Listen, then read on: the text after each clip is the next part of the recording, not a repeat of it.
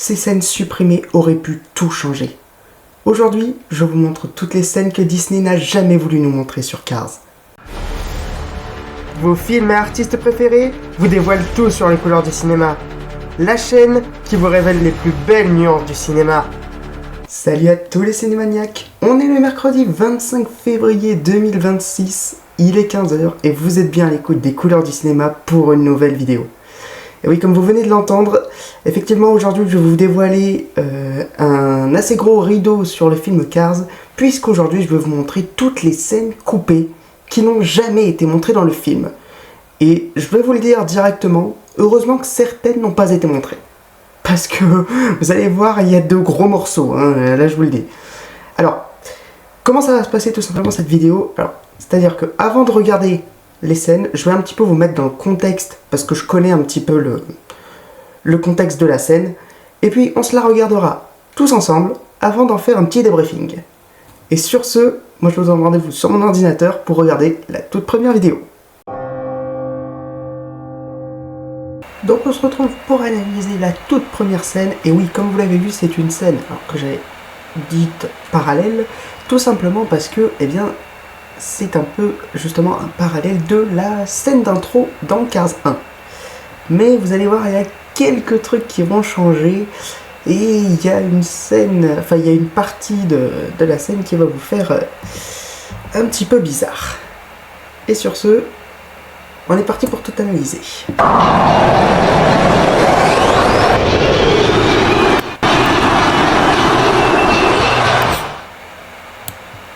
Hop. Voilà, j'ai enlevé le son parce que c'est plus facile. Donc là, regardez. On a quand même beaucoup de voitures. Bon, un peu logique, j'ai envie de vous dire.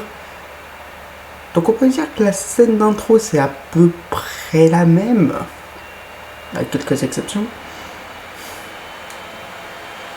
Sauf que là, il va y avoir quelque chose d'encore pire qui va se produire.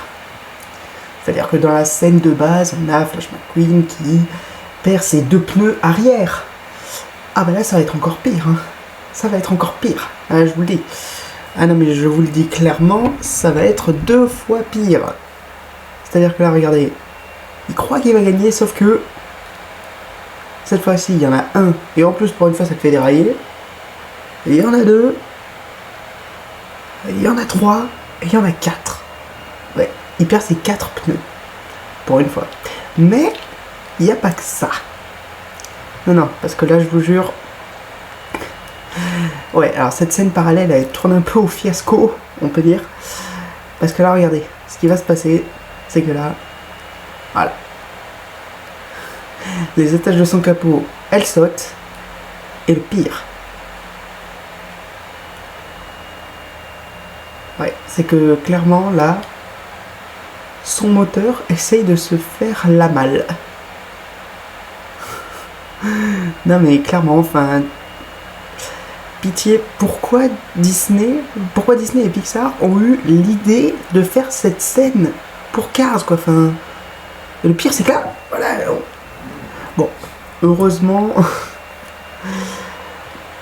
c'est qu'un rêve. Tout ça pourquoi? Parce qu'en fait, là, on est dans une version, je l'ai pas dit au départ, où Flash McQueen est obligé de repasser son permis.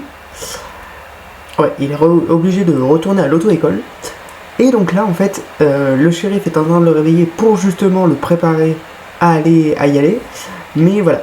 Avant qu'il ne se réveille, il a fait ce super rêve. Magnifique, magnifique, vraiment. C'est waouh. Et sur ce, on passe à la deuxième scène. Et pour la deuxième scène, eh ben, on va repasser sur une scène encore animée en 3D.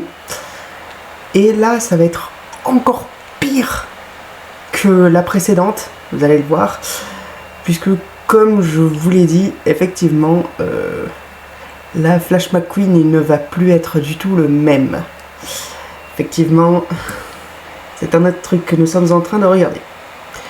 Donc, dans cette version du film, pour vous contextualiser un petit peu, au lieu d'obliger McQueen à faire directement la réparation de la route, il lui propose, les habitants de Radiator Springs, de participer au premier Grand Prix de la ville ou de faire ses travaux d'intérêt général.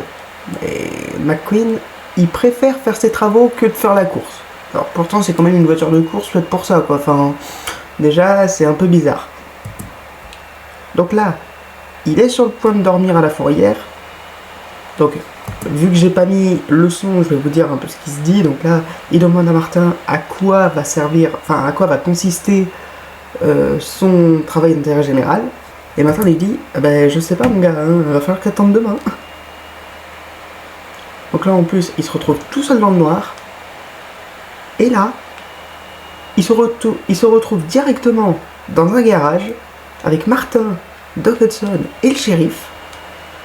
Mais vous allez voir, ça va pas se passer comme prévu. Parce que là déjà, premier truc qui nous choque tous, on voit Flash McQueen avec le capot ouvert et des trucs en dessous de lui pour le surélever. Donc déjà on se dit ouais, c'est pas ouf. Sauf que là, regardez, il y a un rouleau compresseur. Et je pense que c'est ça qui vous a fait aussi cliquer sur cette vidéo. Et oui, oui, vous ne rêvez pas, le rouleau compresseur que j'ai mis sur la miniature, et ben oui, dans la scène, c'est Flash McQueen. Parce qu'ils ont transporté son moteur dans ce rouleau compresseur. Ouais.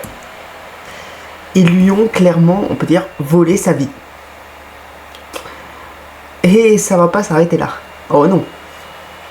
Oh non, non, non. Ça ne va pas s'arrêter là. Ça serait trop beau pour être vrai.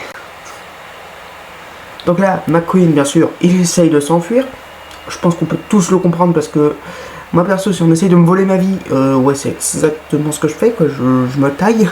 Je me taille et je ne reviens plus jamais.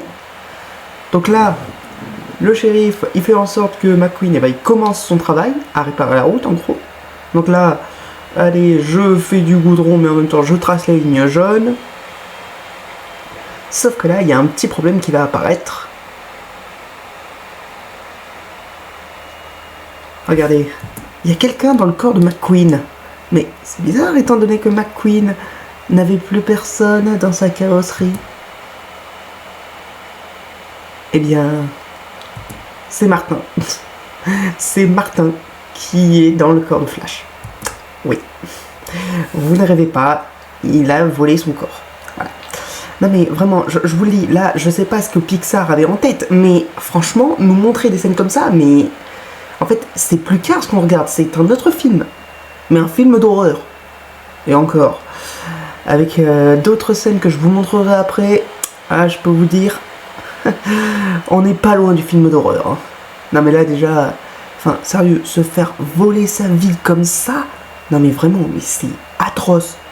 Et encore, je mâche mes mots, hein, parce que là, atroce, c'est même pas le terme que j'aurais utilisé de base.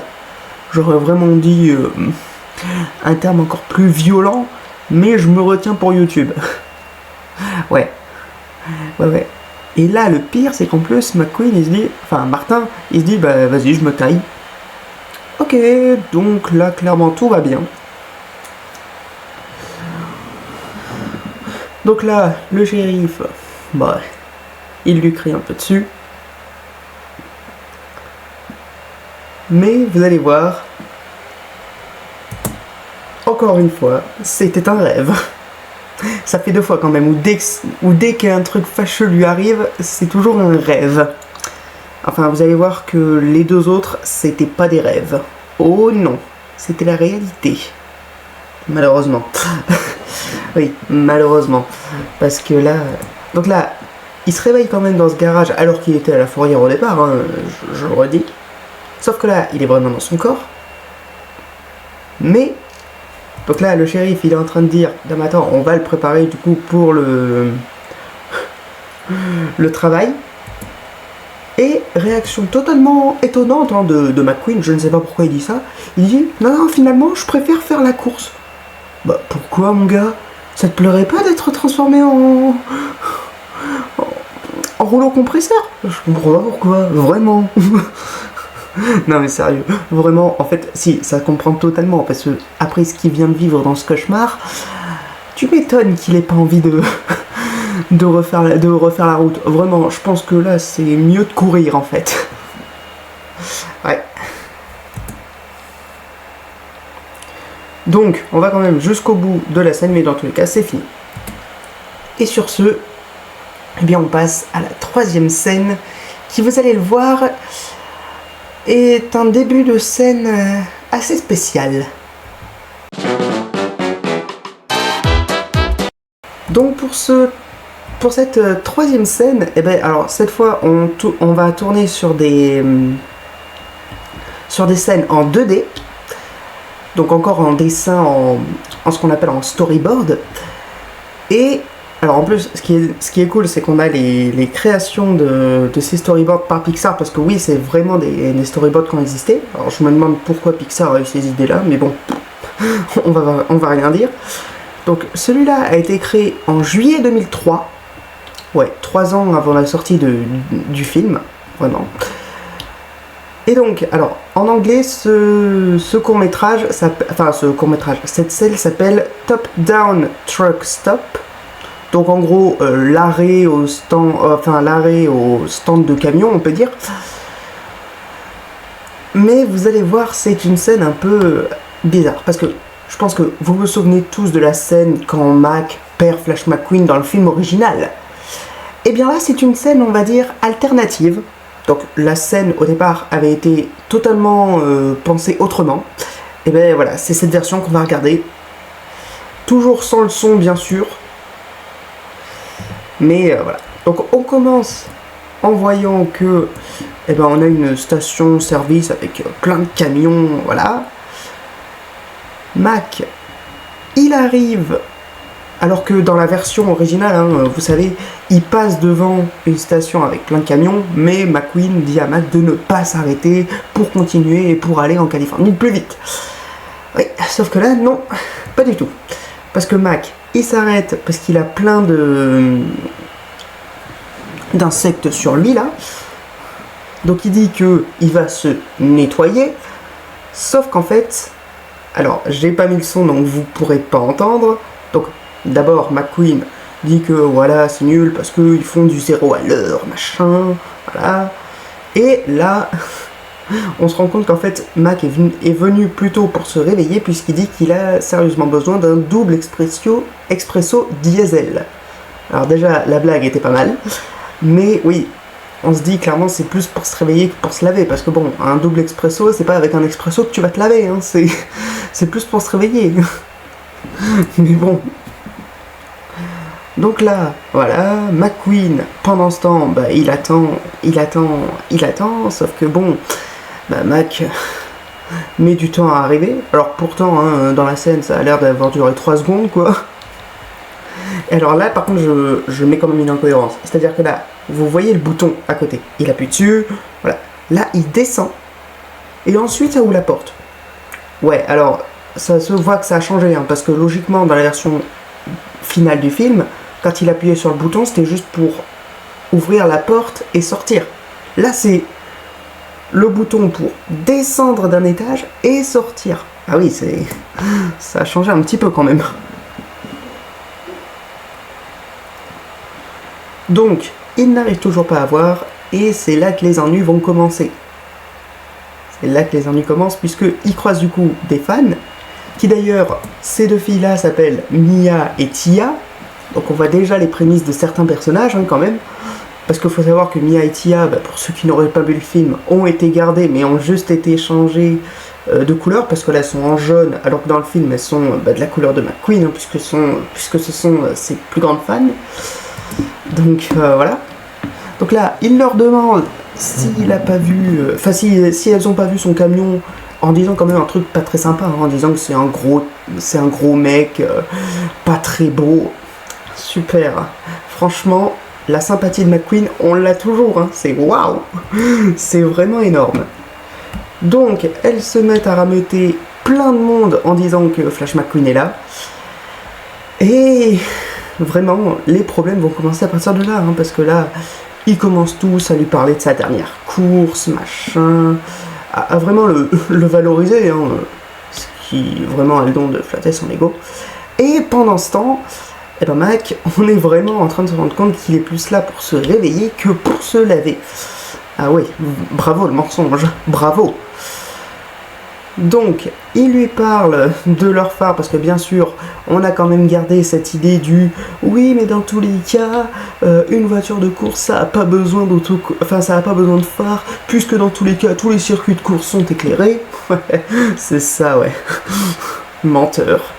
Donc là, Mac, il revient pour partir parce qu'il se sent vraiment bien éveillé, mais comme vous l'avez compris, McQueen n'est plus dans la remorque. Et oui, McQueen n'est plus dans la remorque. Et là, ça va causer un petit souci. Donc là, tous les camions sont en train de faire une démonstration de phare à McQueen. Mais voilà, le petit problème, c'est que il se rend compte que Mac a disparu. Et ça, c'est pas bon. C'est pas bon du tout. Bon, en plus, les autres fans sont un peu bêtes, hein, parce qu'ils pensent qu'il fait le show, là. Non, pas du tout. Pas du tout, les gars. Donc là, il part en trombe. Alors oui, je vous détaille, hein, même si je sais que vous voyez, mais je vois pas vraiment quoi vous dire de plus. Donc, là, ce qu'il va faire, c'est que déjà, il manque de se prendre une voiture. Et là, malheureusement, en repérant Mac, il va faire une des plus belles erreurs. Voilà, il va prendre un chemin à contresens. Tout va bien. Tout va bien, vraiment, il va juste prendre un truc à contresens, mais tout va bien, ça va. Il manque juste de se prendre plein de voitures en pleine face. Bon, il se prend des fruits en pleine face, ça c'est sûr. Et là, il reprend la route dans le bon sens. Et la scène se termine ici, et vous allez voir qu'elle n'est pas terminée. Elle n'est pas terminée puisque, effectivement, la prochaine scène, vous allez voir, c'est une scène où, comme je l'ai mis dans le titre et comme ça s'appelle, eh bien oui, McQueen va être perdu.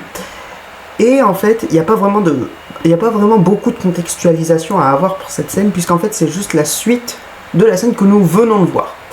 Donc, c'est-à-dire la suite de McQueen qui essaye de retrouver Mac, machin. Sauf que tout ne va pas se passer comme prévu.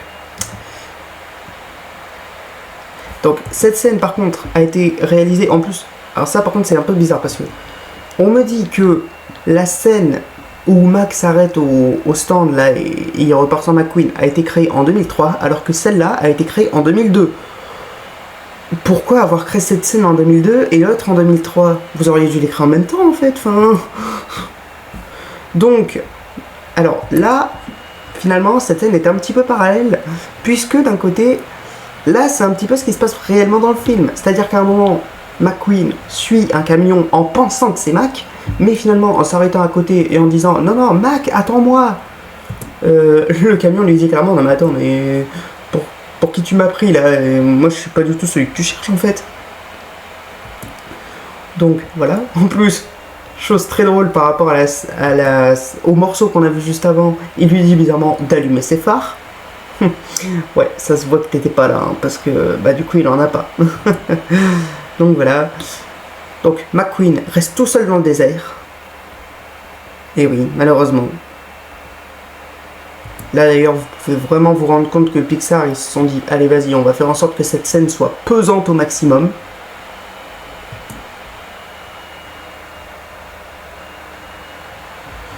Mais finalement,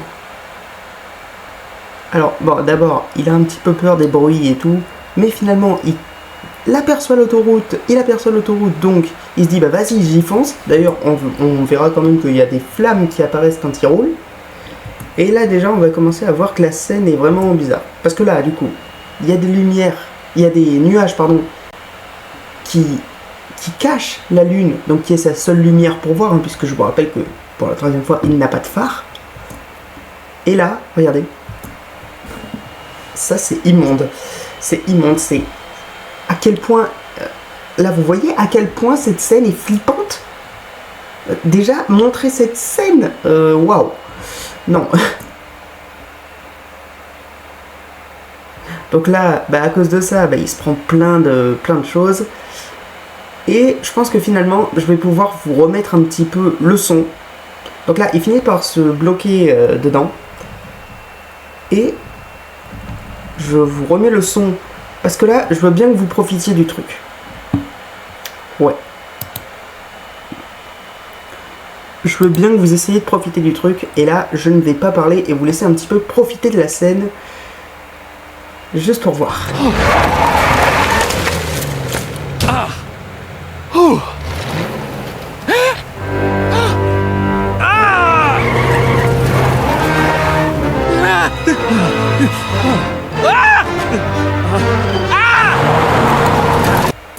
Donc oui, vous ne rêvez pas, McQueen s'est retrouvé face à des carcasses de voitures vides.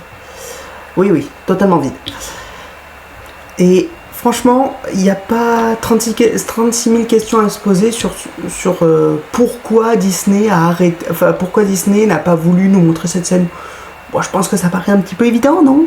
Vous montrez quand même un univers où les voitures sont vivantes, et là finalement, vous nous mettez une scène où les voitures, c'est que des carcasses. Non mais non en fait. Enfin là, non. Et là...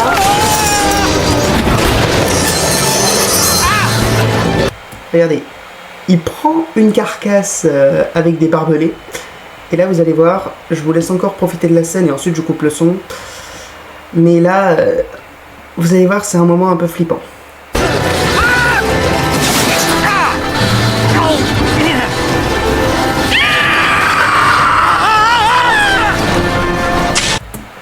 Oui, vous ne rêvez pas. La carcasse a, entre guillemets, pris vie pendant qu'il était en train de la tracter. Tout va bien. Non mais vraiment, c'est... Waouh. Donc finalement, McQueen s'en va et retourne vers Radiator Springs et heureusement la carcasse, eh bien, elle replonge. Enfin, elle replonge. Elle se désintègre, on va dire. Et du coup, voilà, on en a fini avec cette scène. Et franchement, je pense qu'il n'y a pas vraiment besoin d'expliquer là non plus pourquoi Disney n'a pas voulu nous montrer cette scène.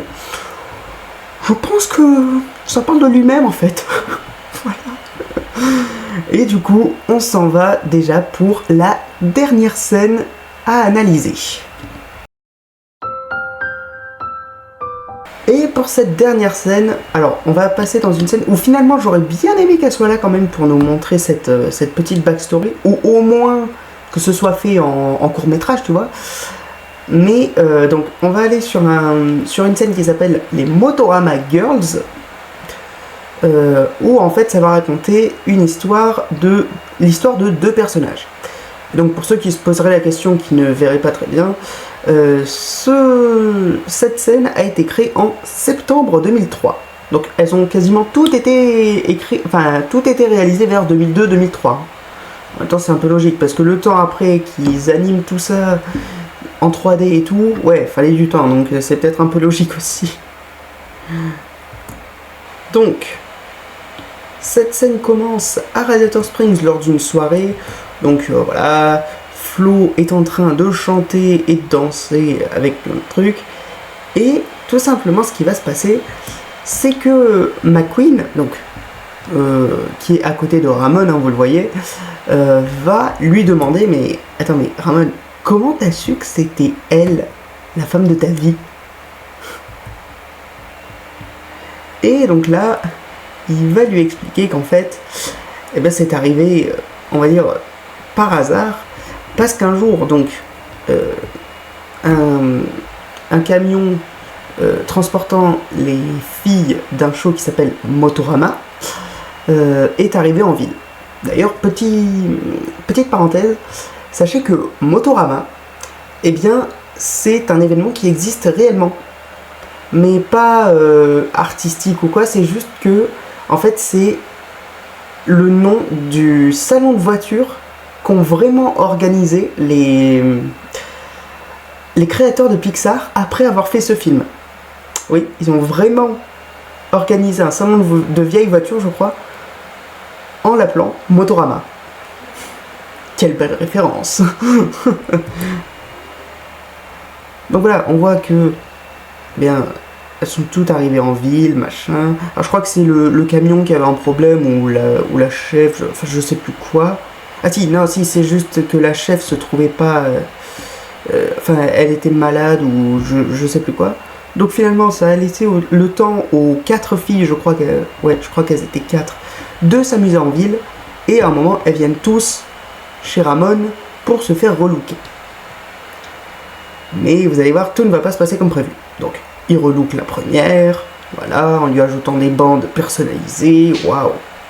Sauf que là, sur la dernière, eh bien, il flash totalement. Et je pense que vous l'aurez tous deviné, la dernière, c'était Flo. Ouais. Ça va pas chercher très loin. Et donc, il lui dit, non mais toi j'ai pas besoin de te relooker, parce que t'es déjà magnifique. Waouh. Oh, le dragueur de chez Wish, quoi, c'est waouh. C'est fou, hein. Mais finalement, bah, ça finit par la conquérir, n'importe quoi. Et du coup, eh ben, Flo est resté à Radiator Springs en compagnie de Ramon pendant que les autres ont continué leur tournée, voilà. Et voilà, on a déjà fini avec toutes ces scènes. Et voilà, c'est terminé pour cette vidéo. J'espère que ces scènes ne vous ont pas trop non plus enlevé le plaisir maintenant de regarder Cars, que vous le regarderez toujours de la même manière, on peut dire ça comme ça. Et si ça vous a plu, comme d'habitude, n'hésitez pas à laisser un petit pouce bleu pour m'encourager. N'hésitez pas non plus à commenter pour me dire ce que vous en avez pensé. Et même si ça m'étonnerait, est-ce que vous auriez aimé voir ces scènes dans le vrai film? Et surtout, n'hésitez pas non plus, alors aussi, à partager la vidéo. Mais le plus important, c'est ne pas oublier de s'abonner à ma chaîne pour faire partie de la famille des cinéphiles. Et également d'activer la cloche de notification pour être au courant de mes futures vidéos. Et la future vidéo, comme certains d'entre vous l'ont peut-être déjà vu passer, la prochaine vidéo sera non pas une vidéo normale, mais un live. Et oui, un live où je vais continuer l'écriture de mon 2e livre. Sur ce, moi je vous donne rendez-vous samedi prochain, non pas à 18 h, mais à 14 h, pour ce live sur les couleurs du cinéma. L'épisode du jour est terminé, mais retrouvez-moi la semaine prochaine à 18 h pour une nouvelle vidéo sur les couleurs du cinéma, la chaîne qui vous révèle les plus belles nuances du cinéma.